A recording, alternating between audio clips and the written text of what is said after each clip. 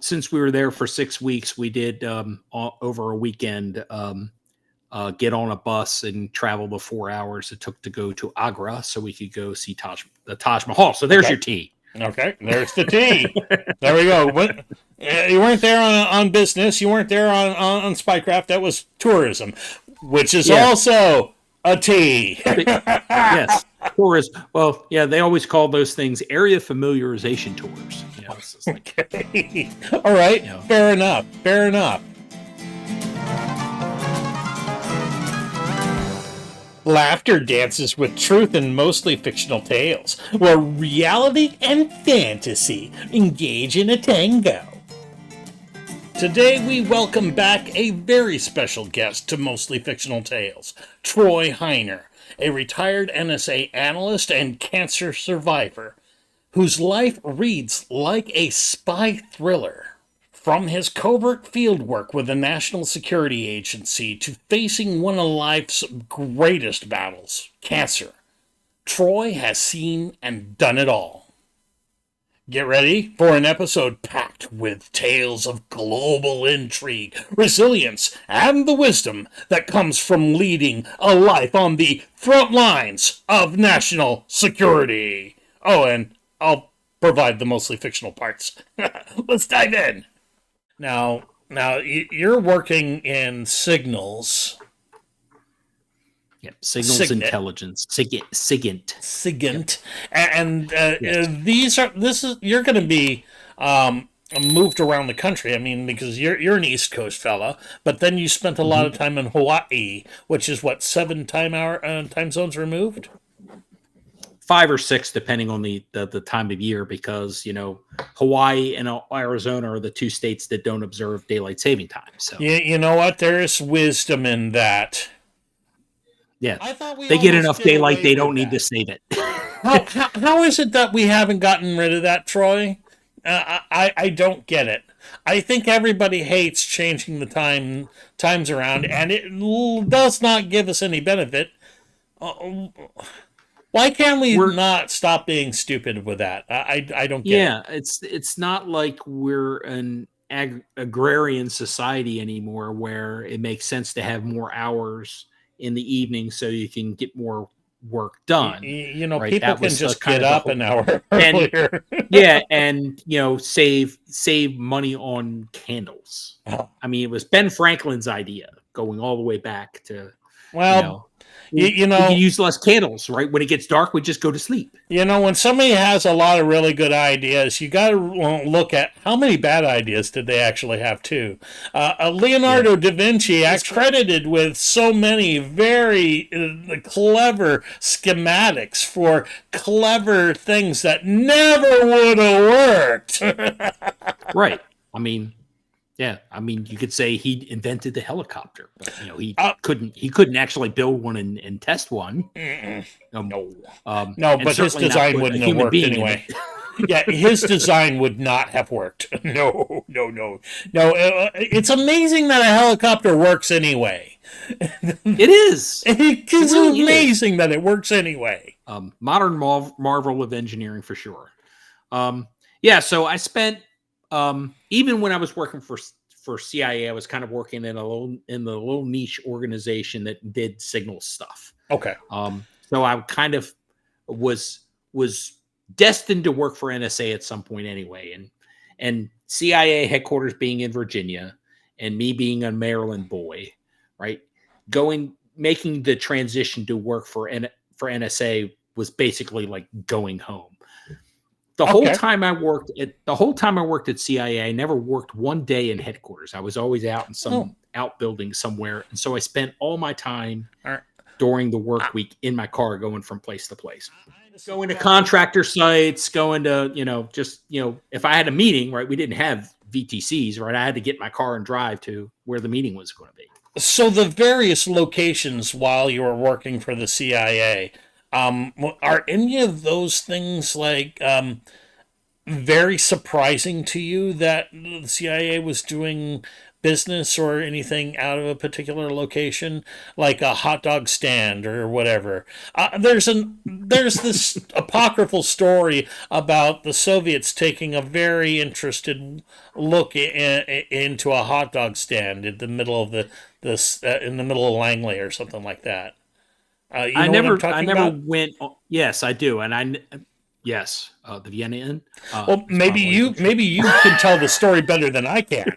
I mean, come on, you worked for the place. Come on, tell me about the hot dog stand. well, yeah.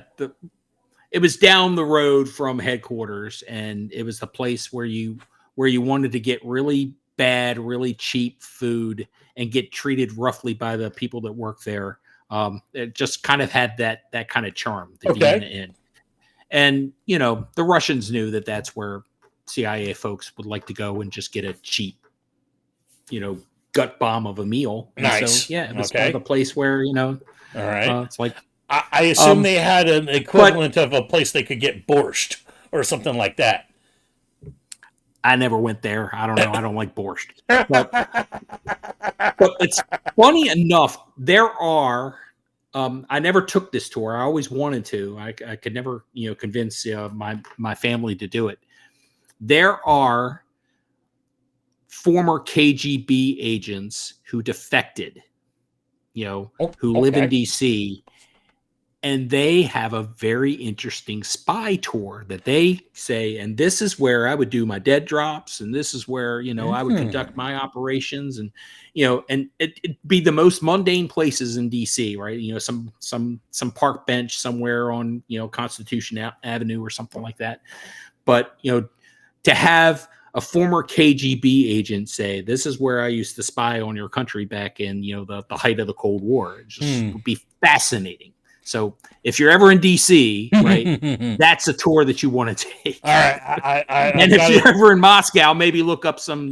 Maybe they got one in CIA Moscow for the other side. I don't know.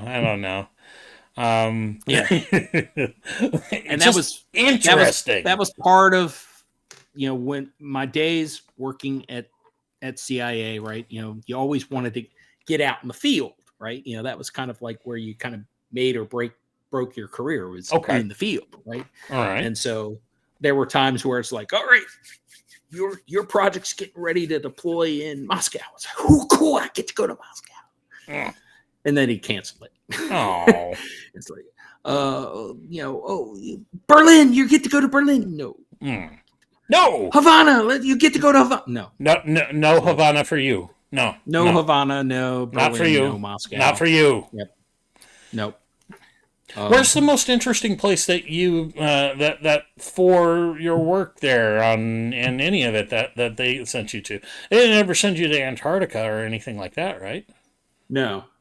I can't imagine anybody doing any work from Antarctica involved in either of those. So, can you confirm? Like my name is Troy. My name is Taz Troy, whatever you want to call me. Just don't call me late for dinner. I guess I know that. And as you can tell, nobody hardly ever does. Oh, we have Troy Heiner with me today, intelligence professional from the National Security Agency, who has a really deeper story that we haven't actually even touched on quite yet, because we've been chatting about many things that are really cool. Yeah. But so they tended to send me to places that started with the letter T. So I went to Thailand. Okay. I went to Taiwan. Okay. I went to Tel Aviv. Okay. That was probably the most interesting place I went to. My buddy David will concur with you. He loved everywhere he went in Israel. Yeah, but the people that plan the operations is like, do you want to go to Tel Aviv during Passover? Oh, it's kind of hard to get food. No, they're yeah, you're right. You're right. So I had to make hot dogs in my hotel room with like a little hot pot. That's how I subsisted for the 7 days where all the restaurants were closed, where they were basically cleaning everything. Okay, making everything kosher. Let's see. Where's the most interesting place I've ever been sent for a job? Las Vegas. Yeah, I was sent to Las Vegas to clear out a storage unit and load up a box truck and drive it all back to California. That's not glamorous. It was not fun. Las Vegas is fun, but not if you're not planning on spending any money. It's not fun. Yeah, I've never been there. I'm going there next year, but kind of on business. My business now. But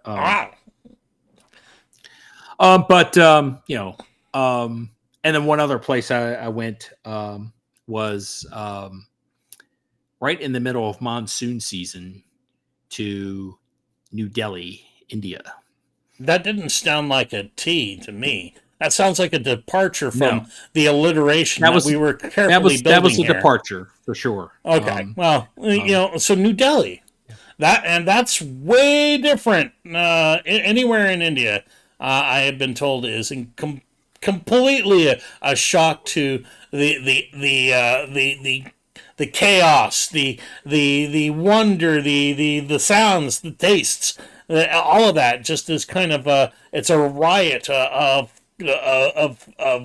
stuff to see. Yep. Yeah, we since we were there for 6 weeks, we did over a weekend get on a bus and travel the 4 hours it took to go to Agra so we could go see the Taj Mahal. So there's your tea. Okay, there's the tea. There we go. You weren't there on business. You weren't there on spycraft. That was tourism, which is also a tea. Yes, tourism. Well, yeah, they always call those things area familiarization tours. It's like, all right, fair enough. So you got how long do they have you in these particular places, or is it completely variable? So I would tend to go on what we call technical visits or technical surveys. So I would go and it's like, how's the equipment working? Right? Does anything need to be swapped out and replaced, modernized, upgraded, anything like that? Oh. And then we would do a characterization of the signal environment while we were there. So we would scan from DC to daylight and see what we could see. That brings to mind something that I'd seen about a device that the Soviets had hidden in the teletext machines in the embassy in Moscow. They had gotten in between when the teletext machine arrived, and they had been able to put in some sort of receiver that would transmit everything that was coming through the teletype machine to like an antenna on the roof of the embassy and then out to the Soviet handlers. And so I'm imagining that you coming to do these technical visits is very much a, hey, let's look for those kind of things. As somebody precisely. Mm-hmm. Yep. Okay. Exactly. I thought I found something once, but I was never able to actually identify what it was or where it was coming from. So it may have been nothing. But a lot of times what I was doing is I was recording things and then sending them back for somebody else to analyze. Okay. So what is this, like a data stream that you're recording or audio from like a phone line to see if something's cutting in? Yeah, we're doing a wideband recording based on like reel-to-reel tape recorders. Okay. Well, you're gonna, on the tape recorders, you're gonna get a better fidelity of whatever signal you're trying to analyze, right? You're gonna get an analog. We're getting it in analog, and then somebody would actually have to demodulate the recorded signal on the tape because we're recording it in broadband, and then they would have to demodulate it down and actually listen to the baseband and see if they could figure out what it was. A lot of times it's like, that's just a taxi cab. That's just a police radio. So you also get like an EM intrusion from other services within the city or whatever, inadvertent stuff that's cluttering up your signal or whatever. If your job could be automated, do you really want to be doing that job? Right. Do you really want to be doing that job? Do you really want to do the same thing day in and day out and not feel like you're growing or making a larger impact? Don't you get bored? Explore some other opportunities, to see if maybe it's a mistake. Maybe you explore something that, is like, yeah, that was a disaster. For me, I liked writing code, but but like most people who do software development, it's like you don't get to write code. That's right. You get to take code that somebody else wrote and you get to maintain it. Yeah, that's right. You're not coming up with something new. Yeah. In my case, you get to like recompile it, right? It's like I'm not even. You're not even doing anything. You're hitting a button. Yeah. Just trying to get non-ANSI C code to compile on an ANSI C compiler. That's what I was doing. That takes some massaging. That takes a little bit of massaging in the middle there. What we don't do as a civilization is making sure that the people who do become obsoleted are able to be repurposed with speed and dignity. People who were coal tenders on coal steam engines. When the diesel engine got rolled out, they were suddenly all gonna be out of a job. The railroad union got the railroads to agree to continue to employ the coal tenders for life. And so on all of these new diesel engines that had not a lump of coal on them, they had a guy who would just sit there right along with the train because that was his job. And in one sense, that's noble. We made sure that this person didn't lose their job. However, I don't think we could have used that person better some other way. Right. And like whenever you're saying, jump from one mountaintop to another, that I think that's a really great way. If you can glide from one to the other, then maybe that's a lot easier to do. Yep. Glide, so there's that. Zip line, something. So I was going to ask you for your most creative Glomar statements along the way, but I think we lost that little bit along the way. Yeah. There's all kinds of double speak that you tend to hear, but then of course what the TLAs do is they obscure everything with TLAs. What's a TLA? Mm-hmm. Yeah, well, a TLA is a TLA for a TLA. I'm picking up what you're laying down there, DJ. Acronym, right. It's a 3-letter acronym, right? So that's how we just invent our own, jargon. So that it's like I don't know what the hell they're talking about. So TLA is made up jargon. Is pretty much what you're saying. It's a 3-letter acronym. The TLA is a 3-letter acronym. No, it's all FUBAR to me. TLA for TLA. Right, it's all FUBAR to me. So it makes sense, right? A 3-letter acronym is a 3-letter acronym. It's snafu. It's all snafu. It's all FUBAR. Oh my gosh! Yes, I kind of covered why I made the pivot that I did to be a career change expert, or identify myself as a career change expert, and that's what I want to help people to do. Mm-hmm. So, and that's what the book's about. Really, is I needed to make a drastic change in what I was sent to Hawaii to do. Okay. I had no control over that. No control at all. No control at all. If you were choosing again to rerun, would you still go work for the NSA?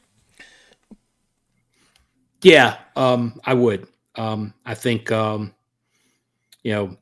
again, I can't really tell all the stories that I've got in my head in terms of, but I do know I was able to make a difference in what I did, and I think that's what most people want out of their careers, is to know that they were working on something important and they made an impact. And I really think that I did, and I'm still trying to. Right, I'm still hoping to help more people have impacts in their lives and careers. And that's how I continue to live up to the model of Hiram and all the good bosses that I've had in my life. I sure hope I can be like you when I grow up, Troy. I want to be like Troy when I grow up, helping people. Hey there, friends. We are listening to Troy Heiner. He is, as you know, a known alias is Taz. He's a security professional and all around just interesting fella. I'm sure that you've all been listening in to what he's been talking about. And, you know, if you like what we do here on Mostly Fictional Tales, you can help us out in some very simple ways. Like, share, subscribe. They're free. They help the channel. But if you're a real difference maker, you'll head over onto Patreon and toss me $20. I can't do the show without you. And until then, I advise you as Captain Rathgar to be good. But if you cannot be good, don't be caught. No.